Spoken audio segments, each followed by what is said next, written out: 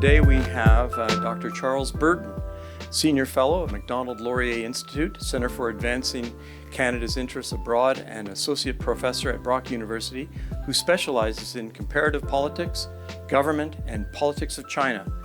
He is a noted commentator on Chinese-Canadian security issues. Welcome, Dr. Burton. It's good to be here. The first question we have for you today is the PRC and Canada have had a long-standing relationship since the 1970s. How has this evolved, and what does it represent to Canada today?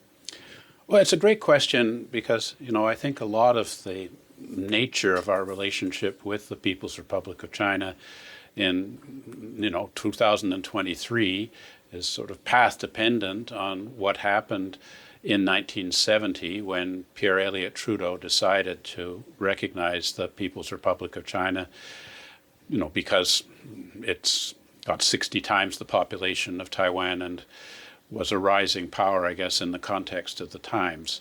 But I think a lot of the motivation for that recognition was his desire to create a Canadian economy and culture that would be distinctive from that of the United States. So it fits along with his bilingualism, biculturalism policies, his policies of foreign investment review.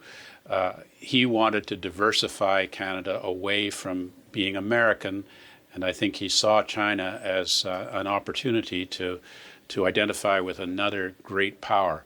But certainly it required a high degree of compromise on Trudeau's part when he, on the one hand, later on, established the Canadian Charter of Rights and Freedoms, but at the time of 1970, China was involved in the Great Proletarian Cultural Revolution.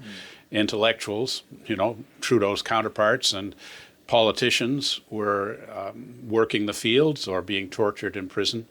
And so Trudeau seemed to set that aside in the pursuit of trying to ally Canada with a rising China, and seemed to have sympathy with the values of that regime. I mean, before he retired in 1984, when the president of China, Zhao Ziyang, came to Canada, Zhao gave a speech to a joint session of Parliament, and Mr. Trudeau referred to how one of his fondest memories of his prime ministership was meeting Chairman Mao and speaking about politics with Zhou Enlai until late into the night. So I think this kind of illusory notion that we can have some sort of friendship or understanding with senior members of the Chinese Communist Party and develop some kind of rapport and accept the Chinese regime as somehow morally equivalent to Canada does sustain today, where our government doesn't seem to be able to understand the seriousness of the threat of China's malign activities, both here in Canada and internationally. Dr. Robert Spalding has argued in his book, War Without Rules, China's Playbook for Global Domination, that the PRC is conducting a multifaceted and multilevel non-kinetic strategy against Canada and the West writ large. Do you accept his analysis? Yes, I absolutely agree with General Spalding on this point. I mean, Xi Jinping, the Chinese leader, his primary role being, head of the Central Military Commission, and then his next role might be General Secretary of the Chinese Communist Party. His presidential role is quite a lesser function for him. But he has a vision for China, which he defines as leading the community of the common destiny of mankind. And what this really is about is an interpretation of Chinese history whereby China should be the center of global civilization, China as the middle kingdom, and that all nations should be subordinate to Chinese civilizational norms and culture, and that we should all really look to China as the world leader. And this fits in with the traditional cosmology of the emperor as the son of heaven, the sole legitimate political authority, all other governments being, sort of tribal groupings that should be, looking up to China as the true legitimate civilization and authority, and to fulfill this plan of the community of the common destiny of mankind. In other words, a new world order where the post-war institutions like the UN and the WTO and NATO and so on all fade into irrelevance. To fulfill this, Xi has an economic program called the Belt and Road Initiative, whereby he hopes to connect, the infrastructure of the planet, ports and railway going all the way into Europe and across Africa. And at one stage, they were even talking about the possibility of a railway link across the Bering Strait down into Canada and America. I don't think that one is all that feasible. But anyway, the idea is that all global infrastructure, all these belts and roads should link together, and that all the belts and roads terminate in China as the center of the planet. And in the course of this, there is this hybrid aspect. China provides loans to third world countries to support the building of ports and other facilities to bring, say, African critical minerals and other natural resources to Tidewater for onward shipment to China.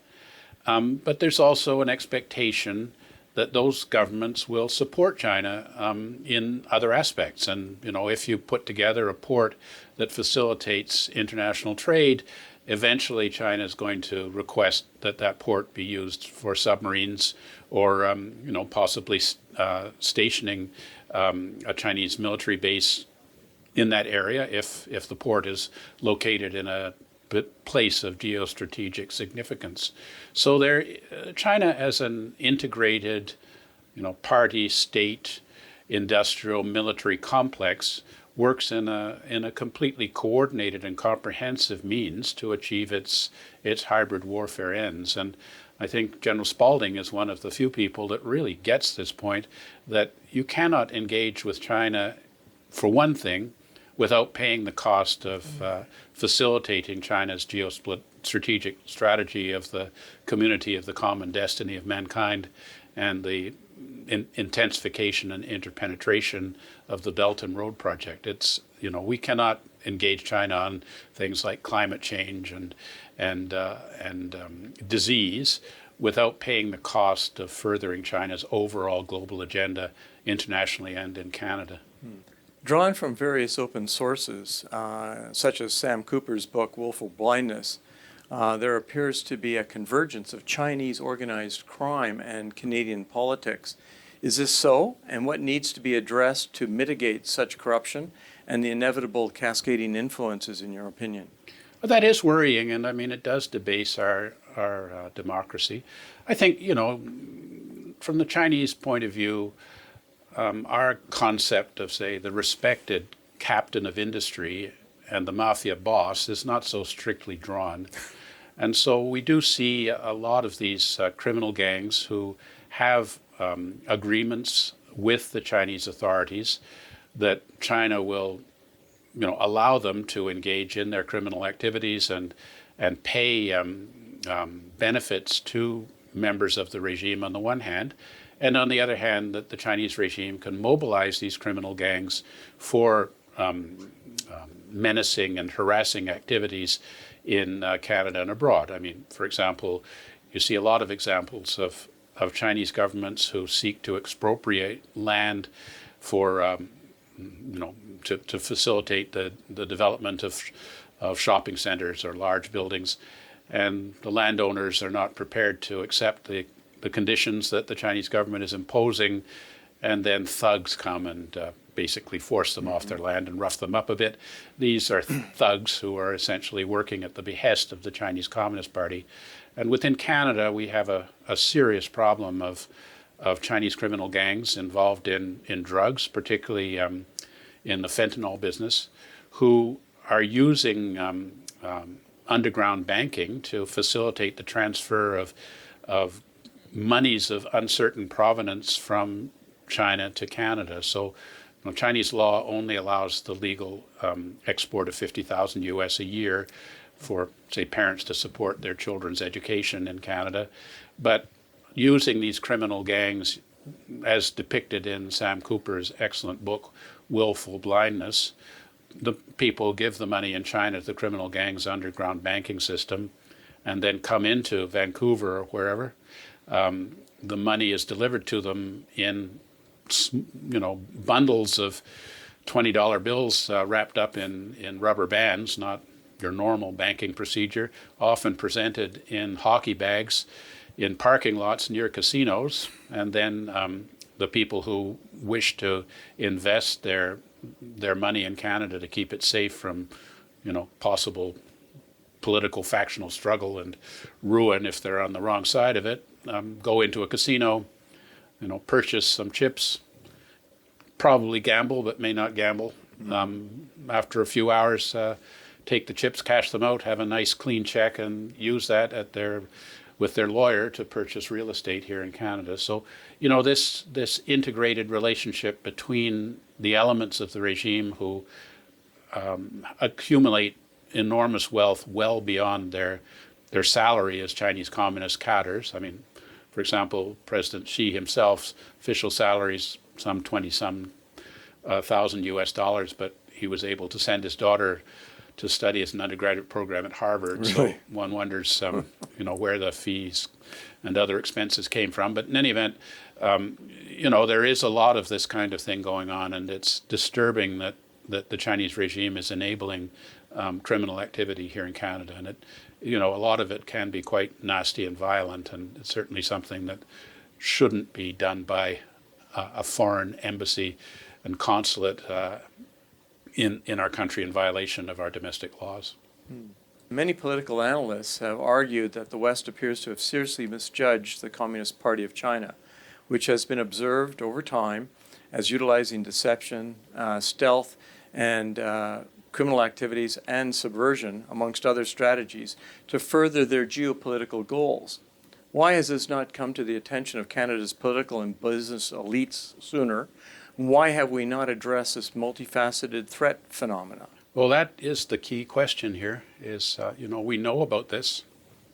We've got the number of the regime.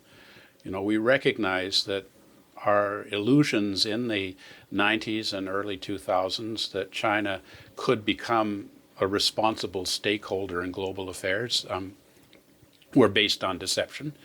China signed the International Covenant on Civil and Political Rights of the UN in 1998. I was working in the Canadian Embassy at the time.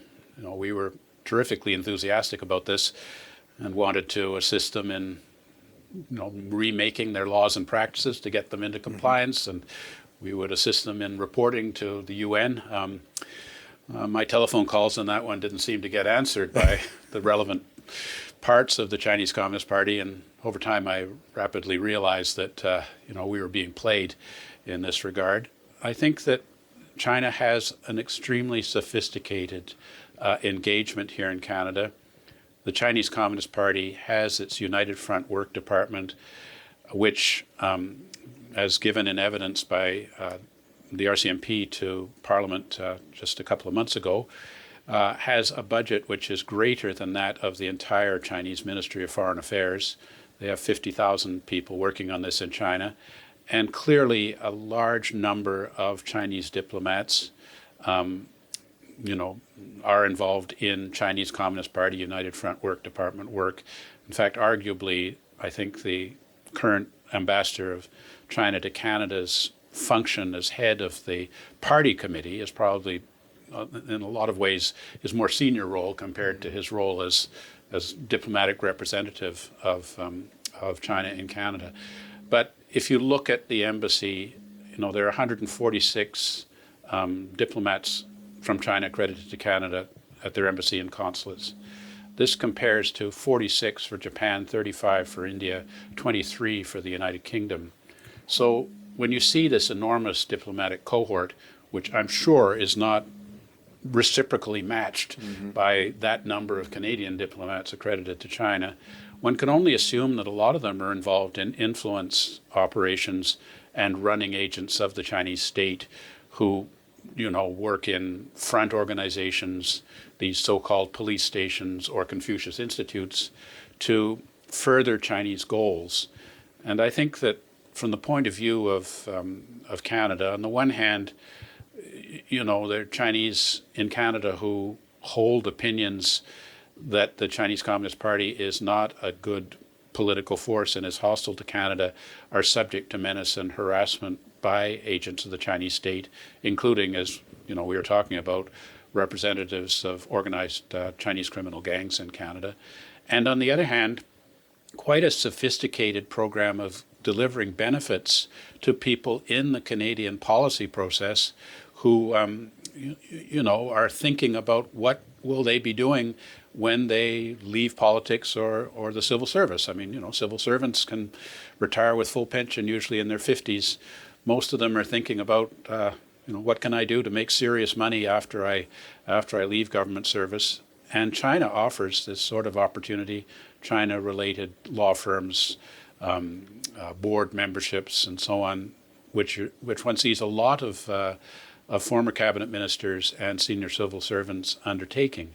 So I think that from that point of view, there has been a culture within government not to respond to the very serious concerns of CSIS and other intelligence agencies about Chinese malign activities in Canada, because if one is seen as a public servant as being unfriendly to China, then all sorts of doors for post-employment opportunities will close. Mm-hmm. So I think that the Chinese manipulation has been very sophisticated, very comprehensive, very well funded, and over a long period of time, including you know, gaining information about people that would be embarrassing if it was known. So, you know, from that point of view, really the only explanation for Canada's utter lack of meaningful response to China's malign activities is this elite capture explanation, which suggests that there may be quite a few senior Canadians who, senior and respected Canadians who would be embarrassed if it was known that they had become beholden to a foreign power through their greed and naivete over time. You know, if you look at the Australian situation, the Australian Minister of International Trade, Andrew Robb, was found to be recipient of an $880,000 a year private consultancy to a Chinese billionaire who had been involved in negotiating a 99-year lease on the port of Darwin. Now, this is not to say that the former minister who had negotiated the China-Australia Free Trade Agreement has done anything illegal or wrong, but you know, it certainly gives a perception of something that we should look into if we see our senior politicians receiving benefits from a foreign state which might be construed as reward for policies they adopted towards China while in a position of public trust. So, you know, we're considering a foreign influence transparency registry, or you know, the Canadian government is under pressure to adopt laws that would require transparency on the part of people in the policy process who may be recipients of benefits from a foreign state, whether it's China, Russia, Iran, North Korea, or whatever. But there's a great deal of resistance to making this into effective legislation. And I suspect it's because if this legislation went through, we could find out that a number of respected Canadians have unfortunately got themselves in a position where they are beholden to a foreign power because they've received benefits from that power. So, you know, a long answer to a complicated question, but you know, I think we do have a very serious issue here with elite capture. And Clive Hamilton, respected Australian commentator, has said that the phenomenon of elite capture seems to be much stronger in Canada than any of the other major industrialized powers, and I think we should pay attention to what Professor Hamilton is saying. Mm-hmm. Thank you. Dr. Burton, how does the CPC, the Communist Party of China, see the world today and into the future? Well, I think certainly today China perceives humiliation, you know, that China should not have to play nice with powers that they regard as lesser powers like Europe and Canada. I think this attitude is shifting. You know, when Justin Trudeau went to China in 2017 with a proposal for a free trade agreement, he thought that he could get the Chinese government to agree to concessions on gender rights, labor rights, and environment. That China, just because I think at the time the Prime Minister said, well, this is their first free trade agreement with a G7 country, that somehow or other Canada, had influence over China and could get China to engage in a free trade agreement that would have clauses in it that none of China's other trade agreements have. Well, I mean, we got fairly smartly turned down. Chinese Prime Minister Li Keqiang at the time basically said no and then canceled their joint press conference afterwards. So, any illusions that we have that China respects Canada's authority in global affairs, that's rapidly ending. And I think China feels that they can afford to be much more assertive in their plan for a global expansion. And, we've seen this in the hostage diplomacy and economic coercion over trade. At the time of our holding the Huawei CFO, Meng Wanzhou, pending a U.S. extradition request, China not only arbitrarily detained and tortured two Canadians who were randomly picked up in China, but also violated trade contracts over $30 million a year of canola seeds by making false claims over contaminants in the non-seed portion of the dockage, and also for a period threatened Quebec meat exports. So, I think that China is becoming much more aggressive in terms of asserting its power in the world, and a lot of its work is hiding in plain sight. We've seen the police stations that China set up all around the world in flagrant violation of international law, and they don't even pretend that they're anything but what they are. And certainly in relation to Australia, China has engaged in economic coercion against Australia because Australia had the audacity from China's point of view to press for an international investigation into the sources of the COVID-19 pandemic. China just banned Australian exports into China without any of the fake pretext that there's any good reason for it, aside from purely trying to leverage and punish the Australians for challenging China's power. But, that's China today, increasingly unreliable, specious regime that engages in disinformation, misinformation, attempts to curry favor with senior leaders, most recently the President of France, Macron, that China has managed to get exactly where they want him in terms of trying to separate him from his country, from the alliance with the United States with regard to China. But into the future, I think China really sees this as like a game of Go. This Chinese board game takes usually 16 hours to play, where you've got two bowls full of little tiles, black ones and white ones, and the idea is to surround one player to surround the other. And so over time, you're putting down your tiles one by one by one, hybrid warfare in different aspects, and eventually, the other side, perhaps unexpectedly, finds themselves surrounded and it's game over. I was a student in China for 4 years, and we'd play this game in the dorm.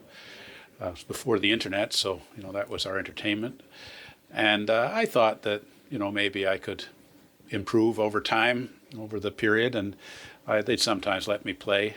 And towards the end of my time as a student there, I felt my skills were improving in Weiqi. And sometimes I think it looks like I'm getting ahead and I'm going to win. And then usually, more or less the last minute, I lost. I never won a single game of Go the entire time I was in the People's Republic of China, and I no longer play it.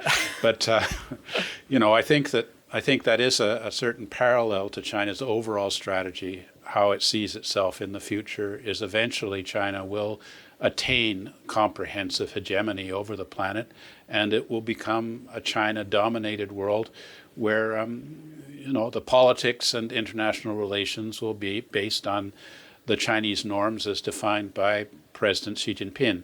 Whether this can be achieved is another question, and the degree of support within China for this audacious global domination scheme is still uncertain.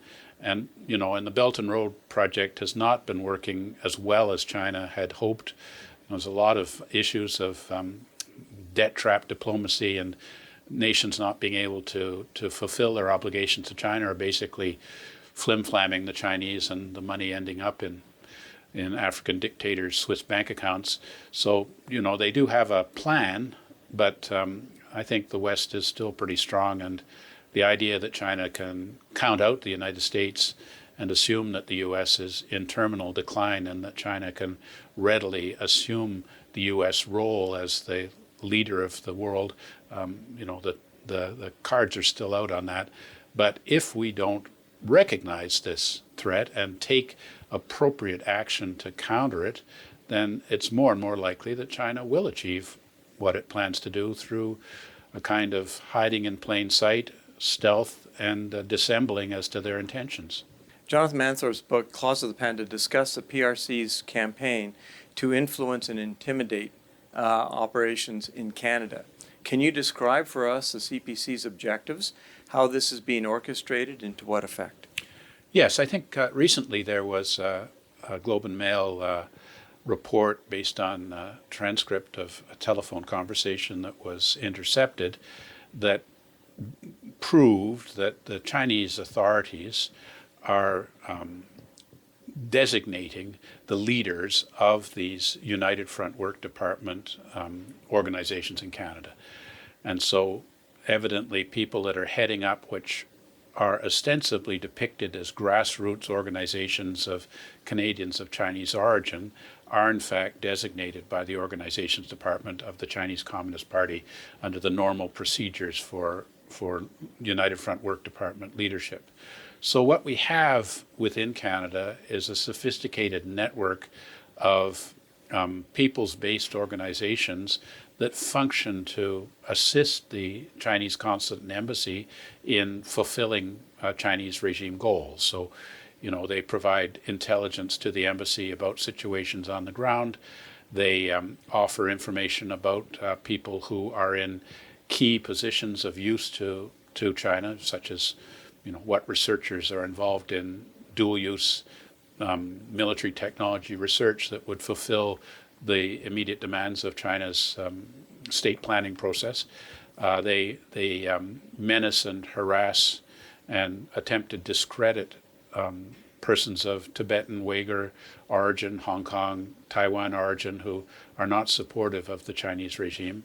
And they are involved in seeking to influence the policy process in Canada, both through encouraging their people of Chinese origin who have divided loyalties between Canada and China to attain positions in democratic legislatures at the municipal, provincial, and federal level, and to try and provide benefits to people that they have identified as key in the policy process.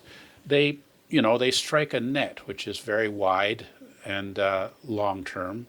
You may remember the case of Bob Deckert quite a few years ago, the parliamentary secretary to Minister John Baird, our Minister of Foreign Affairs, who had what was described as a flirtatious relationship with a Xinhua reporter that came out when I think the reporter's husband opened up her computer and found out that she was exchanging emails with this, which referred to as Silver Fox. In other words, a gentleman not quite as old as you and me, but certainly 30 or 40 decades older than this particular reporter.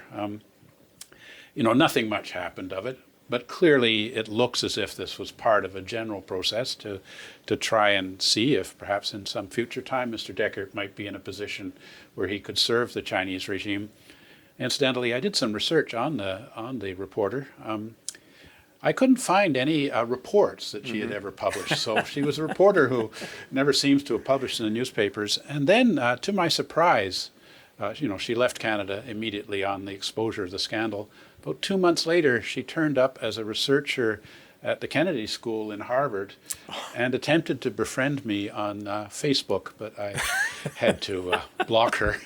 But, you know, you see a lot of this kind of thing. I mean, this is just one tiny example of which, you know, was exposed of a massive program of influence peddling designed to try and neutralize anti-China forces in Canada, to allow, to induce policymakers to agree to measures which would serve the Chinese regime purposes. You know, the biggest thing was getting the Huawei equipment into our telecommunications software and hardware, which well, it may or may not have worked. It seems to have not worked.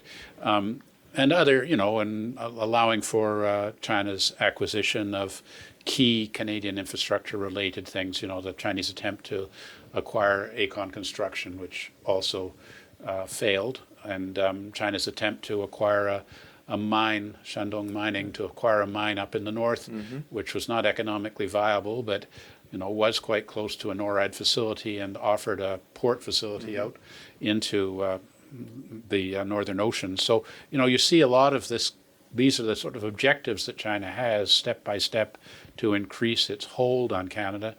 And the, you know, Jonathan Manthorpe's excellent book describes how the embassy mobilizes elements within Canada to try and further these malign aims that, you know, have a long-term plan to eventually get Canada into a position where we will be much more readily leveraged by the Chinese regime to turn to serve Chinese interests over Canada's national security and sovereignty.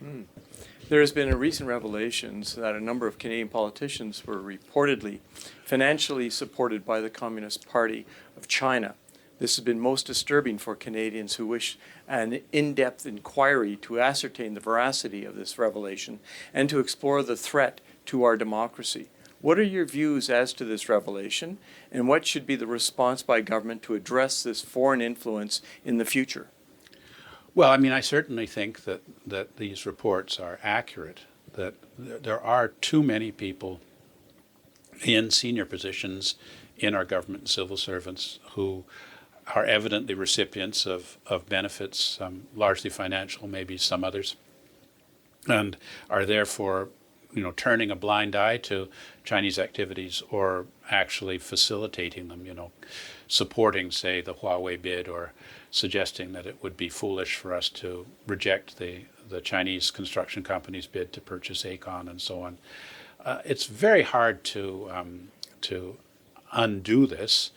I think we certainly need a non-politicized inquiry into foreign influence activities by the Chinese regime in Canada, but this would mean that we would have to allow for politically neutral distinguished figures to have full access to classified documents that detail how this process is going on, and who would have the ability to produce a report that would not be vetted by the Prime Minister's office prior to release. So, you know, this is something that is very hard to achieve, because the people that, you know, we're proposing to investigate are the people who are in political decision-making functions now. So, you know, as the revelations about this activity are coming out more and more, as people in our national security sector, not just in CSIS, I think, but other elements, seem to be prepared to interpret their commitment to secrecy and national security legislation as allowing them to, in the Canadian national interest, provide classified information to the public space. I think there will be more and more demands on the part of Canadians to try and clean this up, and that this problem is very deeply ingrained and very threatening to our national security and sovereignty. You know, right now I think Canadians have a strong awareness of this issue. You know, opinion polls suggest that something like 85% of the Canadian population feels that we need to do things differently with regard to China. But you know, so long as the information is secret, and so long as the government is able to suggest that these reports are not reliable, or these assessments are not properly depicted by the press, such as you know, Bob Fife and Steve Chase or Sam Cooper, nothing is going to change. And I think the Chinese regime is further emboldened to do more of this because they can get away with it, and there are no consequences to their agents who are engaged in illegal activities, including the very serious allegations that the Chinese government has a kickback scheme for donations to Canadian political campaigns where you can take your tax receipt to Chinese police station, front organization, Confucius Institute, whatever. I don't think these people are knocking on the front door of the embassy or the consulates, and to get a rebate for the amount that you didn't get back as a tax receipt for a political donation. Well, I mean, that sort of stuff is pretty blatant and obviously in gross violation of Canadian law, but one hasn't seen any changes. The revelations of 11 political candidates illegally receiving this kind of support from a foreign source hasn't been made, who they are hasn't been made public. And the revelations that there are 13 staffers working in federal parliamentarians' offices who are beholden to China. To the best of my knowledge, I've never heard of a single staffer who has been released because, they're one of these 13. So, what should be the response by government to address this foreign influence in the future? My response is that we should be addressing it, taking these reports seriously, doing the investigations, transferring the evidence to the RCMP, and expelling the excess number of diplomats in Canada who are engaged in these interference and influence operations, and bringing to account in a Canadian court of law their agents who are involved in activities which violate the laws of Canada, whether it's bribery or illegal campaign contributions. So far, I don't think there's been a single diplomat who's been declared persona non grata, and I've never heard of a case being brought to court of anybody who is involved in harassing, menacing, financial malfeasance on behalf of the Chinese interest, who has been asked to defend themselves in a court. So, I think the response is really we just need a response. Next question. It appears that the Prime Minister Trudeau and the Liberal Party seem reticent to address the Communist Party of China incursions into Canadian society. Why do you think this is so? Well, I think that there are strong elements within our regime, Canadian companies who have lucrative trading relationships with Chinese Communist Party business networks, and people who have political influence who are involved in working for these companies. Senior companies involved in the Canada-China Business Council, for example, who, put a bug in the ear of people in the Prime Minister's office that perhaps they shouldn't be responding to the increasingly desperate, I think, concerns of people working in security agencies on the ground who are seeing things that they prefer not to see in terms of malign activities by the Chinese regime here. And I would say it's not just about the Liberal Party. We have strong indications that there are senior members of the Conservative Party who are also subject to influence operations by the Chinese regime. I think I saw an interview with former Ambassador Guy Saint-Jacques, who said that he had identified 5 members of the Harper cabinet who seemed to be involved in work related to the Chinese regime. So I think China has managed to play all sides in this regard.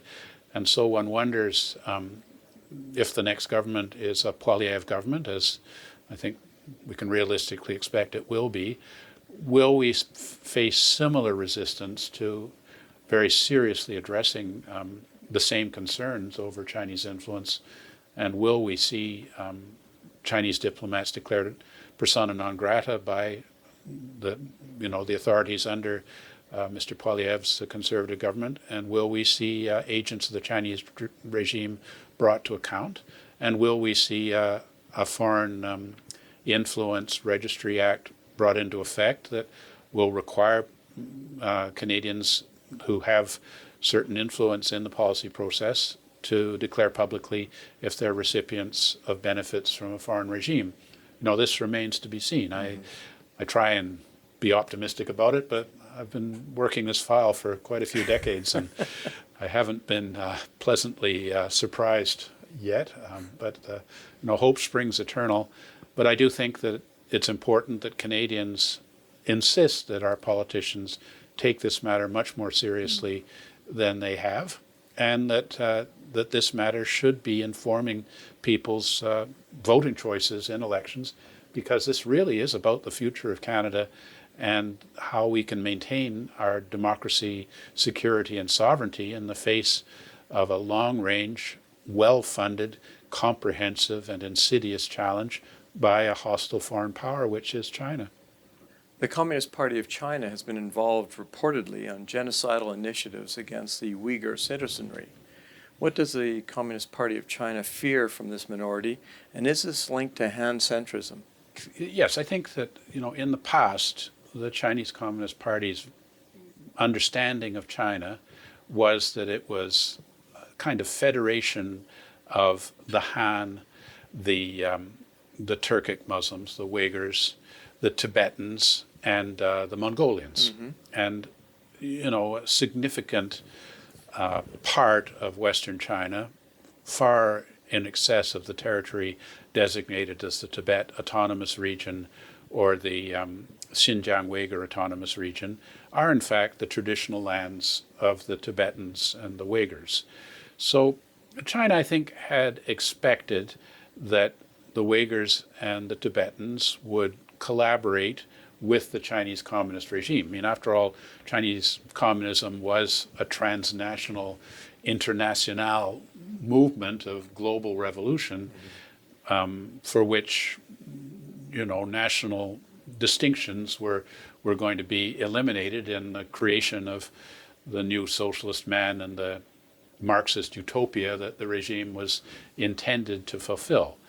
But subsequently, especially with the abandonment of this dream of communist utopia after the end of the Cultural Revolution at the end of the 1970s, China now sees its function as mediating over China's rise to global power. And the idea that there are other civilizations within the People's Republic of China, the Uyghurs have a great literary and religious and cultural tradition, as do the Tibetans. They have, their own sophisticated cultural products and their own interpretation of the history of those lands, which suggests that, they should be really sovereign states under the political domination of their co-religionists and their own language. Mm-hmm. So I think that China is now, in the past they tried to debase the Tibetans and the Uyghurs. Of the 56 national minorities, all of them, were happy people who dressed in colorful clothes and loved to sing and dance, whereas the Han civilization, the Confucian civilization, was considered the only one which had, true civilizational significance. And the Chinese regime provided certain benefits to the Uyghur and Tibetan areas to try and curry favor with their middle class. But I think what happened was, as there was some limited development in those areas, instead of the Tibetans and Uyghurs being grateful to the Han majority and supportive of rule from Beijing, they more and more developed a notion of nationalism, of wanting to be masters in their own house, mm-hmm. and wanting the Chinese out of their lands, or at least that the Chinese fiction of autonomous regions should be adopted, and mm-hmm. they should be able to have their own cultural and traditional norms of authority prevalent in those areas, and that China would only be responsible for defense and foreign policy.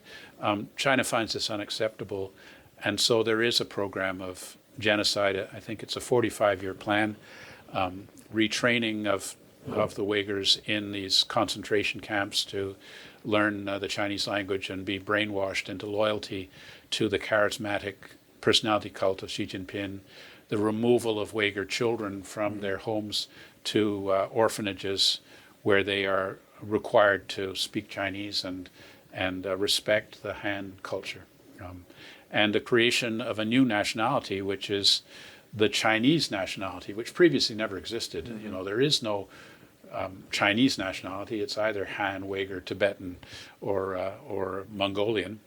But the creation of a new identity where the Han culture takes over a kind of fascistic, nationalistic dominance, and all other civilizations will dissipate over time.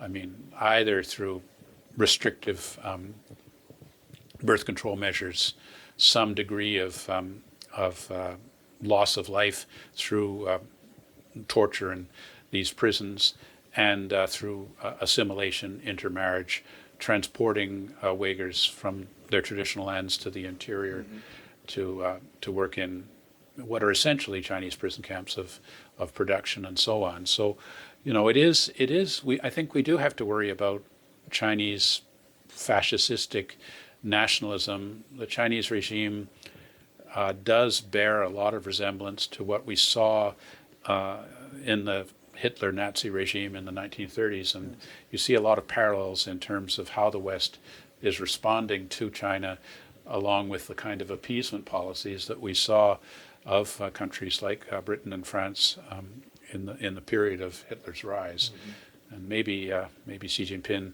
looks a lot more at Hitler's model than we realize. Dr. Burton, you have a unique work history. You were in the intelligence business. You were a foreign policy guru. You were essentially diplomat for a number of years, and now as a professor and a commentator.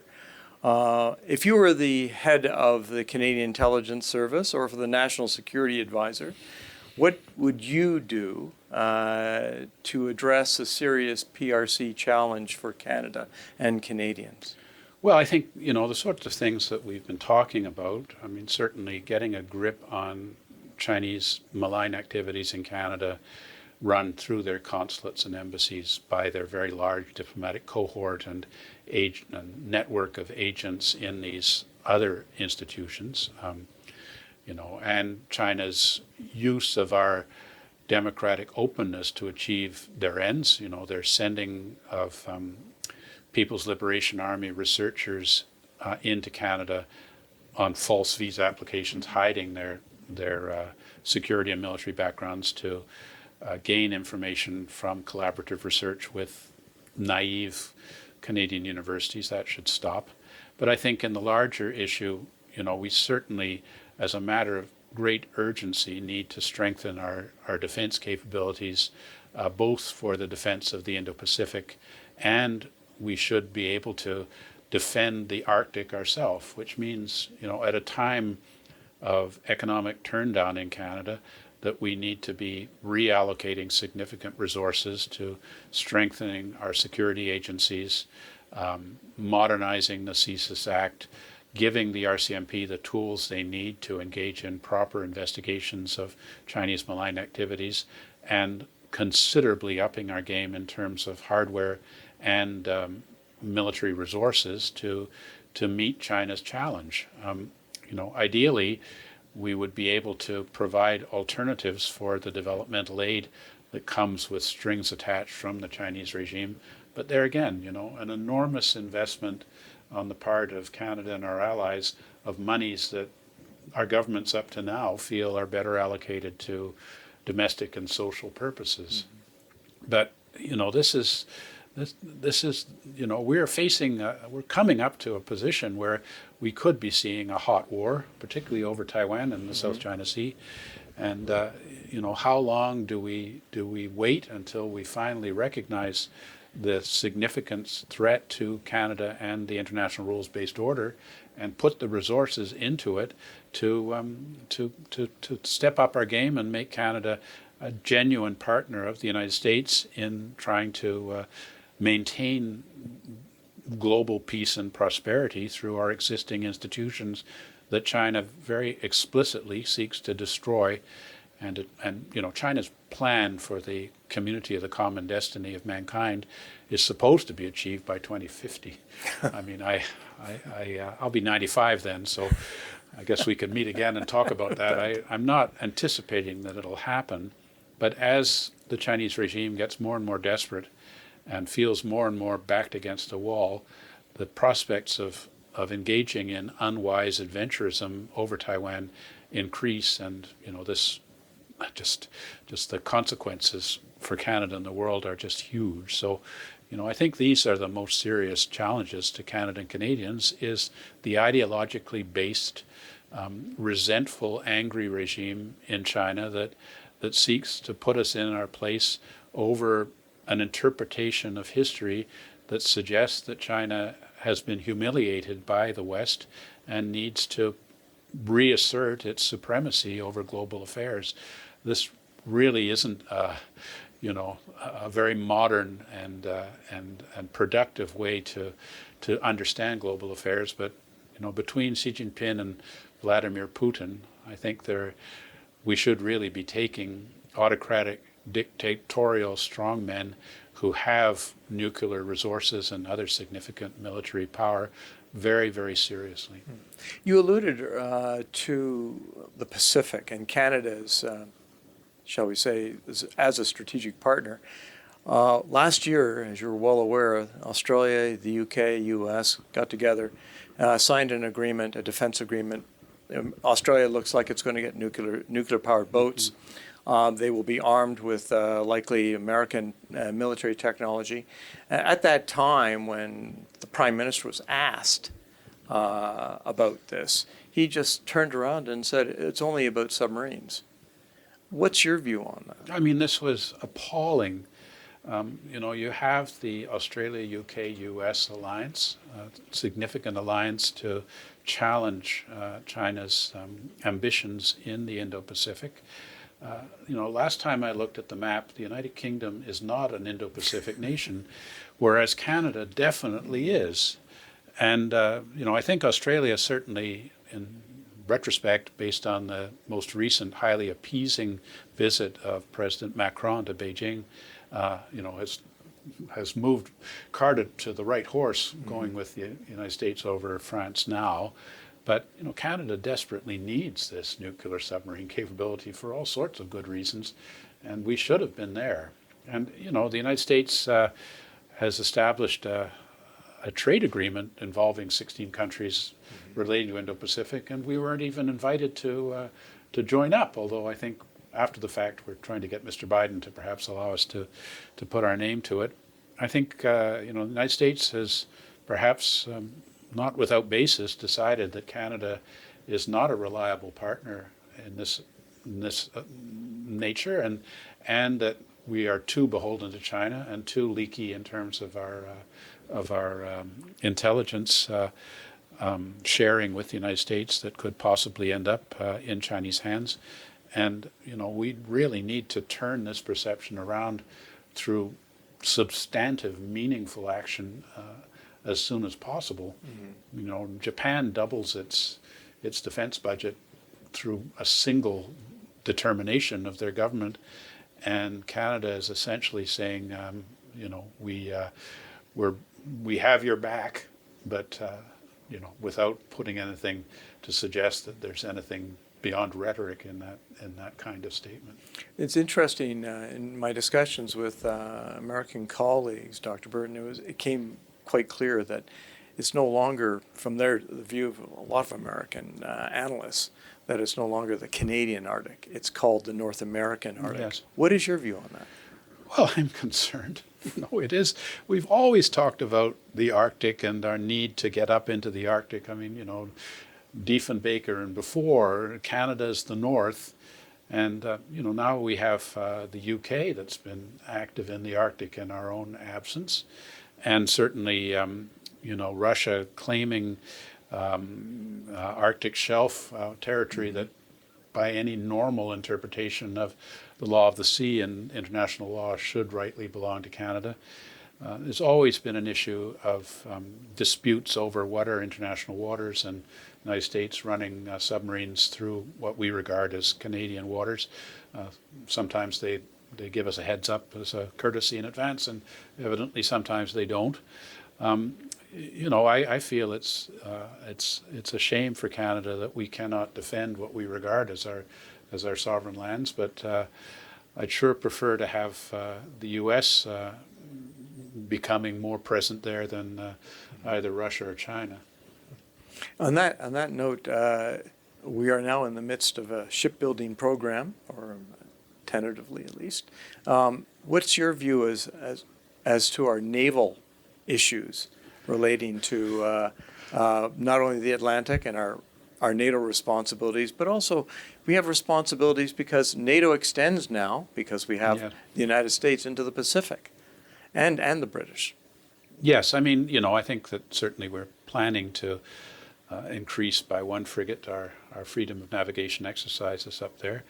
But the bottom line is that, if there is a war over Taiwan involving the United States, Canada, because of our NATO commitment, will be there. Mm-hmm. And so when push comes to shove, what exactly are we going to be able to offer in terms of supporting our allies in this venture? And so, decades of underfunding and, I think, incompetence in procurement and all sorts of issues that, you're much more familiar with than I am, have put us in this very embarrassing position of being essentially a very weak partner compared to, the respect that the Canadian Navy had after World War II. Mm-hmm. How we have fallen in those intervening years. And as a Canadian, I just feel ashamed and humiliated about the state of our military preparedness, and enormously respectful for our military being able to try and make the best of a situation in which they are just not getting government support that they so deserve. Interesting, the certain Chinese inroads into the Caribbean recently. Mm-hmm. What do you anticipate from this?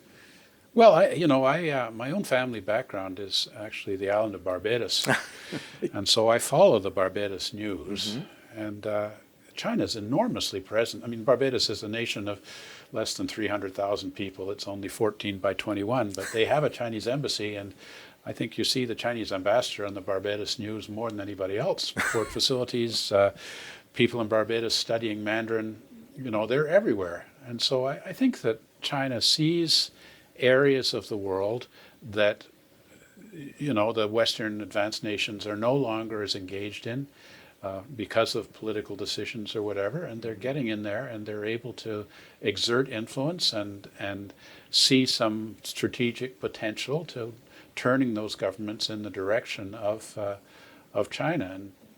And of course, nowadays in places like Barbados, that's recently left its relationship with the British monarchy by appointing an indigenous head of state, and the increasing desire to see compensation for slavery between the 17th century and 1834. China is able to get right in there and play on these emotions and tell these nations that your real friend is us, mm-hmm. and that you should collaborate with us to challenge the domination of the Anglosphere and I guess in the French Caribbean, the French. So it is very worrying, and the amount of resources that China puts into this kind of thing is very large compared to what we're able to offer. But I think the payoff to China ultimately, as I say, and another tile in their global game of Go, is potentially huge. On behalf of Policy Insights Forum, Dr. Charles, I would like to thank you for your time and your insights. It was a very profound interview from my point of view, and thank you again for all you do from the academic side and also educating Canadians as to the threat. Thank you, sir. Thank you. It's been an honor to be with you. I hope this will be the first of many. I hope so too. Thank you again.